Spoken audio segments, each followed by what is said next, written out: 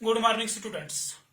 हमारा जो टॉपिक है फेडरलिज्म है और ये इस यूनिट का हमारा लास्ट लेक्चर रहेगा और इसमें जो हमारा मेन एम रहेगा वो रहेगा टेक्स्ट रिलेटेड क्वेश्चंस, यानी जो हमारे टेक्स्ट में क्वेश्चंस है उनको आपके सामने पेश करना। हाँ, इस यूनिट में हमें तीन इंपॉर्टेंट क्वेश्चंस है। एक क्वेश्चन है main difference between unitary form of government and federal form of government with examples, वो हमने लेक्चर नंबर 2 में किया है। इस वक्त हमारा जो काम होगा वो दो क्वेश्चंस पर होगा। फर्स्ट क्वेश्चन जो है वो है state any two difference between local government before and after 1992 constitutional amendment, यानी डिफरेंस बोलनी है लोकल गवर्नमेंट में before and after 1992 constitutional amendment. अगर हम लोकल गवर्नमेंट हिंदुस्तान की बात करेंगे, लोकल गवर्नमेंट एक तरफ मैंने लिखा लोकल गवर्नमेंट बिफोर 1992 एंड मैंने लिखा लोकल गवर्नमेंट आफ्टर 1992। बिफोर 1992 जो लोकल गवर्नमेंट्स थे वो थे directly under the control of state governments, यानी कुछ स्टेटों में हमने क्रिएट की थी लोकल गवर्नमेंट। जैसे कि हम राजस्थान की बात करते हैं, वहां पर पहले ही एस्टेब्लिश हुआ था 2 अक्टूबर 1959 में, उसके बाद आंध्र प्रदेश, उसके बाद तमिलनाडु में भी एस्टेब्लिश हुआ था। लेकिन वो जो लोकल गवर्नमेंट थी उस वक्त वो थी under the control of state government. लेकिन जब कॉन्स्टिट्यूशन अमेंडमेंट हुई, कौन सी अमेंडमेंट हुई? 1992। लोकल गवर्नमेंट्स है some powers of their own, जैसे कि अगर हम पंचायत की बात करेंगे 29 items were transfer to them, and अगर हम म्युनिसिपलिटीज की बात करते हैं 18 items were transfer to them.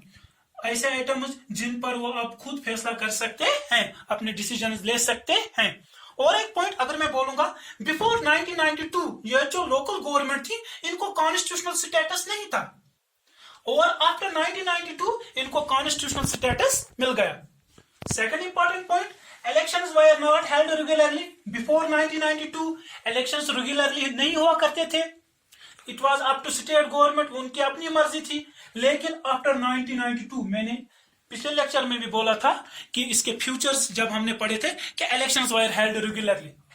5 साल के बाद इसके इलेक्शंस कंटिन्यू होंगे, यानी 5 साल के लिए पंचायत होगी, 5 साल के बाद नए इलेक्शंस होंगे। जैसे कि हमारे यहाँ लोकसभा होती है, इसी तरह जो हमारे यहाँ स्टेट लेजिस्लेटिव असेंबली होता है वो भी 5 साल के लिए इलेक्ट किए जाते हैं। Before 1992 no reservation for womens के लिए कोई रिजर्वेशन नहीं थी। लेकिन जब अमेंडमेंट हुई 1/3 seats were reserved for womens in these local governments, यानी 1/3 seats, and seats were also reserved for scheduled castes and scheduled tribes after 1992 constitutional amendment act. और उसी के बाद अगर हमें दो बोलने हैं डिफरेंस, लेकिन हम कोशिश करेंगे 2-4 समझने की, क्योंकि एग्जाम में अगर कभी कभार इंसान भूल भी जाता है तो दूसरा पॉइंट भी लिख सकता है। Elections were controlled by state government. Before 1992 क्या था? जो इलेक्शंस थे, किसके इलेक्शंस? लोकल गवर्नमेंट के। वो थी under the control of state government. किसका अंडर कंट्रोल? State government.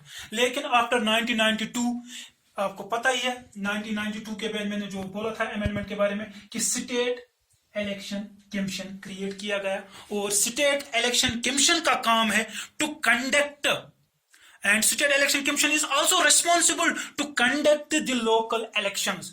यानी ये जो हमने 3rd tier of set of government adopt की है, इसके जो इलेक्शंस होंगे वो कौन करेगा? State election commission. लेकिन इस अमेंडमेंट से पहले स्टेट इलेक्शन कमीशन का कोई नामो निशान नहीं था। हो गया ये भी क्वेश्चन। इसके बाद और एक क्वेश्चन है, हमें एक फ्यूचर बोलना है फेडरलिज्म इंडिया के बारे में, वो जो सिमिलर हो बेल्जियम के बारे में, यानी दोनों में सिमिलरिटी हो। और एक ऐसा फ्यूचर जिसमें डिफरेंस हो इन दोनों में। ये भी टेक्स्ट में एक क्वेश्चन है।